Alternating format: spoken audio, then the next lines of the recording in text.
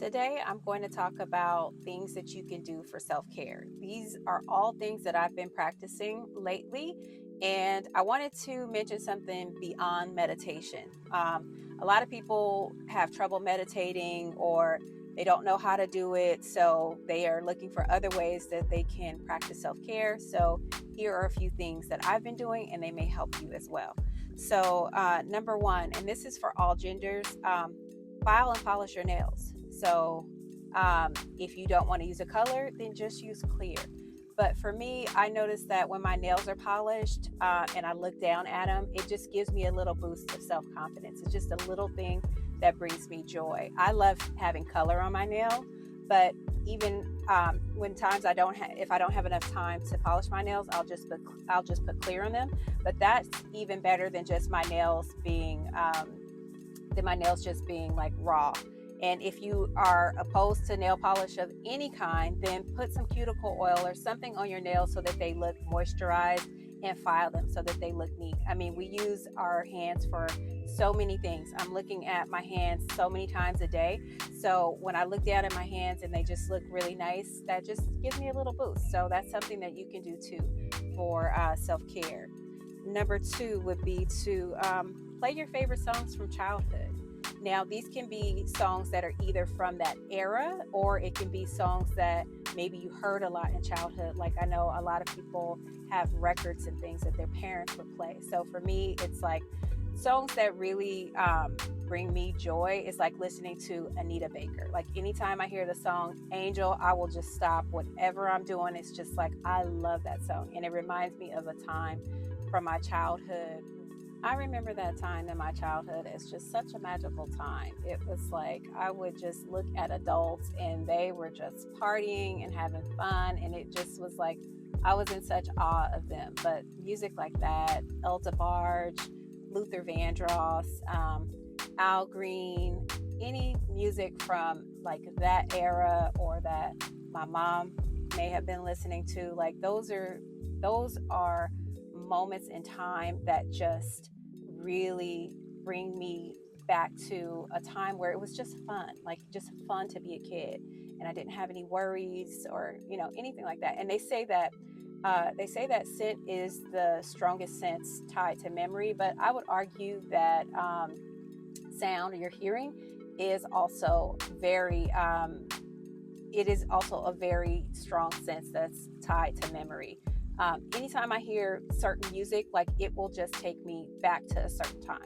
If, for instance, if I hear One More Chance by Biggie, it's going to take me back to my like senior year in high school. And I just had so many memories from that time that were so good. And it just really brings me joy in a way like that only nostalgia can. So listen to music from your childhood, any point in your childhood that brought you joy. Okay, next point would be to light a candle during the day. Now, a lot of times we light candles for ambiance, to set a certain mood, but just light a candle. Like when I take a shower in the morning, a lot of times I'll light a candle just to smell it, and also for just the ritualism of lighting a candle. It lets me know like it's my time. I'm taking care of myself. So light that candle. Don't wait for the night to fall. Light it. Okay, number 4 would be to take a quick shower or wash your face. Now, everybody doesn't have access to take a bath. Some people don't have bathtubs. Also, you don't always have time to take a bath. So taking a quick shower or washing your face just can like give you a refresher. And if you are washing your face, follow it up with your skincare routine. If you don't have a skincare routine, you need to get one, okay? Number 5 would be to dance. So we all know that body movement is good for mental health. A lot of times they'll say, to walk or run, do any sort of exercise to help with mental care. But did you know that dancing boosts creativity? Dancing is actually how I started getting back into making YouTube videos. I had kind of lost my sense of creativity or purpose, or didn't know what I was doing with it. And it was, I can tell you the exact time, it was on the 4th of July. My sister-in-law asked me to dance, and I didn't really want to dance, but I just said, okay, I just acquiesced. And I danced with her. And I realized when I was dancing, I'm like, oh my God, this reminds me of who I am, like my core being, who I am. And it sparked all kind of creativity. I wanted to go dancing everywhere. We would actually go out to this spot that we go to in Hollywood to dance. And I've danced at a friend's daughter's graduation. I mean, you can dance anywhere. I dance in my kitchen. I dance in my family room all the time. So just dance. It feels really good. It will boost your creativity and it'll give you a mental boost as well. Next would be to sing songs. Sing songs, like sing a ballad. Sing something that like has some conviction behind it. Like that song Angel that I talked about. If I sing that song, now I can't sing, but just exercising my vocal cords and just getting it all out, it feels really good. It's almost like yelling, like when you scream, and how it feels really good to scream, but this doesn't feel like so it's not so abrupt, and it's not, there's no anger or anything behind it. But I have some favorite songs that I like to sing that if I'm having a bad day or I need a little boost, I will just sing those songs. And for me, they usually are love songs. But sing something that makes you feel good. We want to keep a kind of a high vibration with it. So something positive. So yes, sing a song. The next would be to apply a fragrance. So you can, so for me, if I put on, this is kind of like, it's more like a ritual thing, like how I said with lighting a candle. If I put on a fragrance that smells good, it signifies to me that I am taking care of myself, and just having just smelling the fragrance, if it's something that you really like, it'll give you a little boost. Next would be to reach out to friends. So reach out to friends and see if you can get together. So this goes beyond sending a text. I mean, maybe you want to send an initial text to see when you can arrange a phone call, but talk to someone and see if you guys can get together in person. If you can get together in person, go for a walk, have a meal together, do something where you're spending time in person. Even if you have to do a Zoom call or something like that, but the idea is that you meet face to face, and if it's over the internet through Zoom or something, you can at least see each other. So reaching out to friends, spending time with friends, for me, that is something that will boost my mental health every time. I just feel so fulfilled when I'm with my friends, and they remind us of who we really are. Our friends kind of help ground us. I even remember I saw a friend recently when I was taking my son to get allergy shots, and before I got there, I was having kind of chest pains, but they're more like they're related to anxiety. And I noticed after talking to her for maybe like 10 minutes, and I stopped in the middle of the conversation and I said, oh my God, I said I was having chest pains because I was having anxiety before I got here, but my chest pain stopped. So there's something that's like really soothing and getting in the rhythm of like a conversation, talking to someone and actually seeing them, being able to give them a hug, give them, kiss or whatever, being able to release some oxytocin. That's really good for your mental health. So reach out to a friend, try to see one person in person if you can. It can also be a family member. So use the people around you to better your mental health. It's really good for you.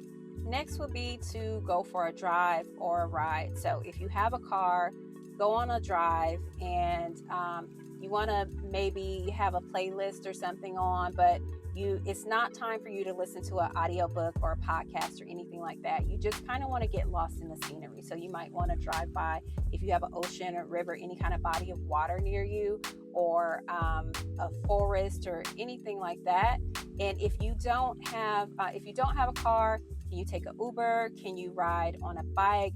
The point is to kind of be out in nature and just kind of get lost in the beautiful scenic view in nature. And if you live in a big city, maybe it is just going for a ride. Maybe you if you don't have access to a car, maybe you take an Uber ride or something at night and you look at the lights and just get lost in that. But the purpose is to just be one with outside nature or whatever is at your disposal, but you're just kind of getting lost in it and you're looking at it from a different view. Okay, I'm back. My phone cut off. It got overheated because I'm sitting in the car with the phone on the dashboard. Now, if I had to tell you how many times I have recorded this video, it is a lot. Let me adjust this a little bit too. I have to take my phone completely out. But I shot this video sometime last week, and my phone cut off in the middle of the video because I didn't have enough storage space. That happened to me again earlier today, so I had to delete videos off of my phone. But back to what I was saying. When you go for a drive or a ride or something, you're just kind of like just losing yourself in the outdoors. So if, like I said, if you have something, if you have access to nature, that's really great. If you can just look outside and look at the ocean, a body of water, forest, trees, and like I said, if you're in a big city and you can only maybe take an Uber ride or something like that, and you can only see the city, then go at night so you can look at the city lights and just kind of lose yourself in that, and just kind of, regain a passion or love for, where you live and what your surroundings are.